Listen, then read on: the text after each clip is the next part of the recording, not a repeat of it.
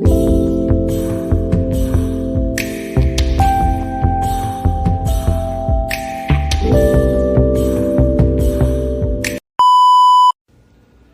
a conversation with another Earth Summit attendee, a non-official one from the developing world. Charlayne Gault reports.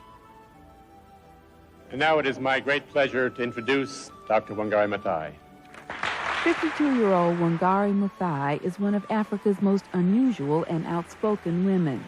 A professor of veterinary medicine, educated in both the U.S. and her native Kenya. She spent 10 years in the lab doing research on animals, parasites, and parasitic diseases so prevalent in her country. But in 1977, she left the lab and launched a program that has transformed more than the Kenyan landscape. It was 14 years after independence, and Kenya's effort to modernize and meet the needs of its growing population had virtually laid waste to Kenya's forests, eroding the soil, dwindling fuel supplies, and diminishing the country's historic beauty. Wangarĩ Maathai's project involved planting trees in open spaces, on school grounds, and along roads, setting up green belts that would not only restore the ecological balance, but would also provide income for the women who planted. For every tree that survived 3 months outside the nursery, the women earned 50 cents. Within 10 years, what had become known as the Green Belt movement had created 600 tree nurseries, grown 10 million trees, and involved 50,000 women and children. The effort didn't go unnoticed. This is a great moment for me and for the wonderful women, especially who plant trees in Kenya. In 1977, when we planted 7 trees, many people thought that we were just joking because we were just a bunch of women. But many years later, we are talking about millions of trees, and some people have started taking women seriously after all. But not all of the notice was favorable. In a one-party state which dealt harshly with opposing voices, Maathai took the ruling party to court and not only blocked construction of a 62-story office building on the site of Nairobi's Uhuru Park, but frightened away foreign investors and killed the project. The government accused Maathai of having insects in her head. Maathai's activism has increased in the face of brutal treatment and murder of government opponents, and as the international community has pressed Kenyan President Daniel Arap Moi to release his iron grip on power and legalize multi-party politics, a move he announced last December. After raising questions about reports that the president was planning a scheme to renege on his promise, Maathai was charged with rumor-mongering and must stand trial when she returns from the Rio summit. I spoke with her during a stopover in New York. How did a program that started out planting trees end up being labeled as subversive by the government?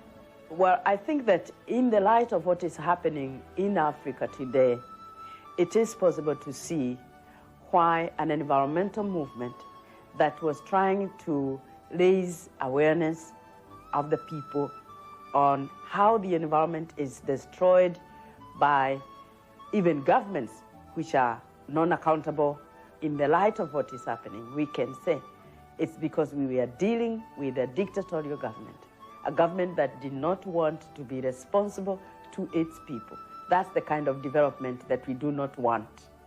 And raising the awareness of the people to that level is easy to be seen as subversive. But it's clearly moved beyond an environmental movement. For example, you were rendered unconscious by gas thrown by the police while you and some of the women were on a hunger strike. That was a political rally. Well, what we were doing is supporting mothers of political prisoners. At this time, in the process of democratization of our country, we still have a lot of political prisoners in jail.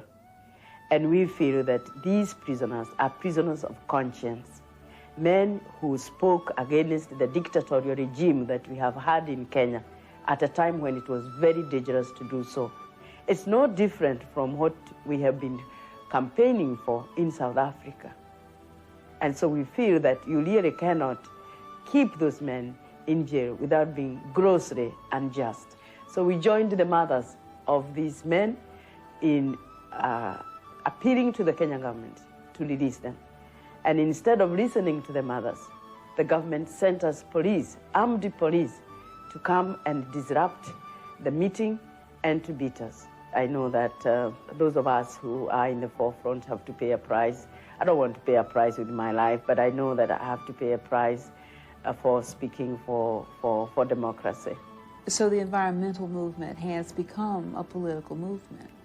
The environmental movement has become part and parcel of the pro-democracy movement.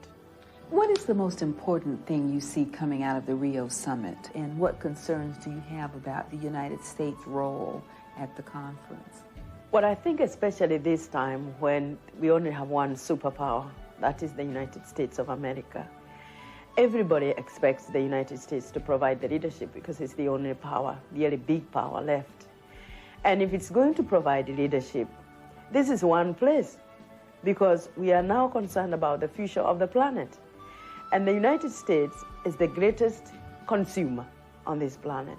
It's also known to be the greatest polluter on this planet.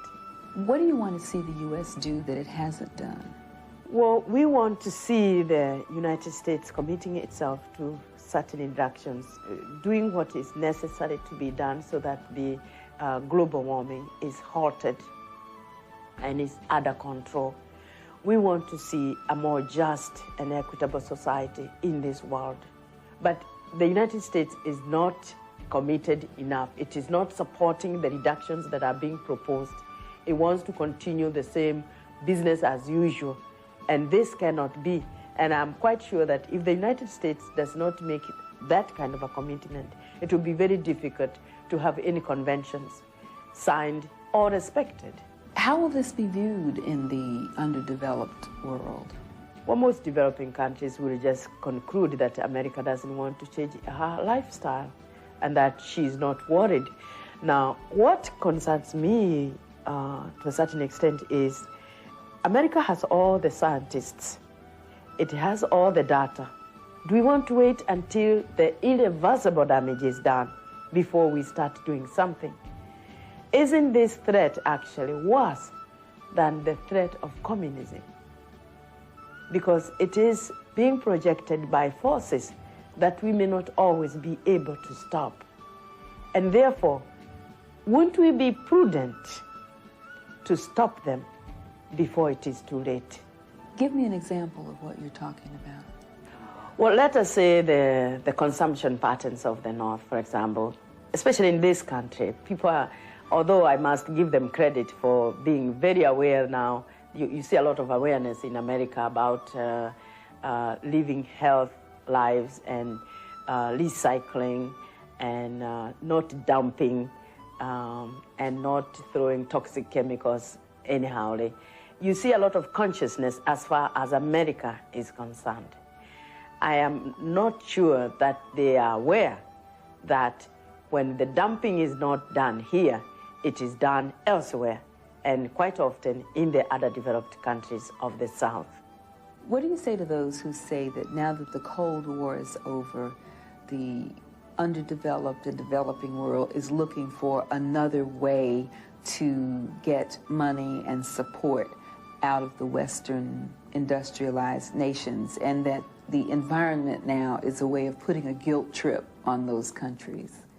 Well, I would want to appeal to the politicians that this game must end, that we are not concerned here about playing games. I think that certainly for the African region, playing those games did not help Africa. Africa is worse off today than it was 30 years ago before we got all that money.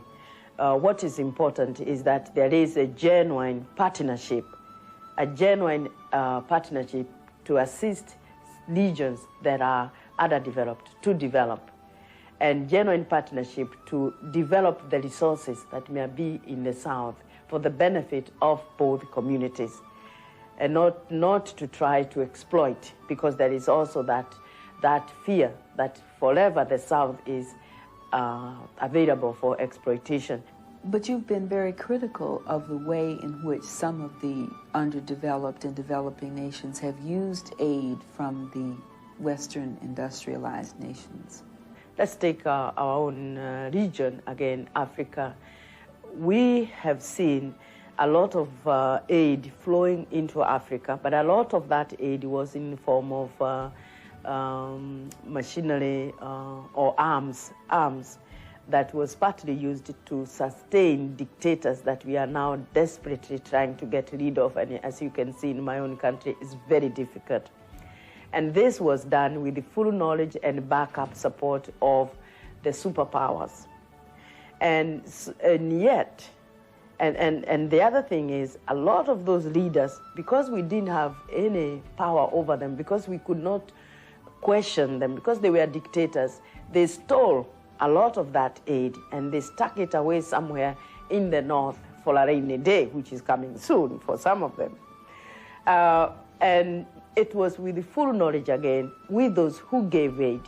And we all know that it is the ordinary people, the ordinary men, women, and children in the countryside who continue to pay for this aid.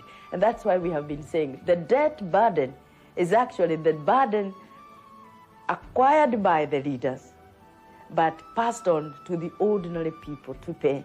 And so when you go into these regions, especially our region, you find poverty, untold poverty, despite all the aid. And all we are saying now is, for goodness sake, if you're going to go through with this aid, it has to be aid that reaches the people. Of course, that is why we are saying that democracy is a just democratic governance is a prerequisite for proper development. And if we don't have that, we might as well not have any aid, because it's only going to enrich a few individuals. Fortunately, if we can be allowed to complete this process, this democratization process, and put in some mechanisms that will check our leaders, then we will be able to apply aid in the proper way and really work on poverty. Unless we can do that, we may agree in Rio that poverty is a big issue and should be addressed, but it will remain on paper. Are you optimistic? Oh, I'm very optimistic. What I'm most encouraged about is the fact that there will be a lot of women there and grassroots people, because the women especially will bring in more energy and will bring a lot of inspiration and commitment that women have and which we need in this new age. Why do you think that women are so active in this movement? What is it about women and their relationship to the environment? I try to think why I myself personally get involved, and I think that it is because that most of us, when we do what we do, we're thinking about our children. I think women have this capacity of projecting their own desires and hopes into their children. I see them having a very projected commitment, a common commitment that is able to bring them together and break all the bridges that usually keep men apart. Well, Dr. Wangarĩ Maathai, thank you. Thank you indeed.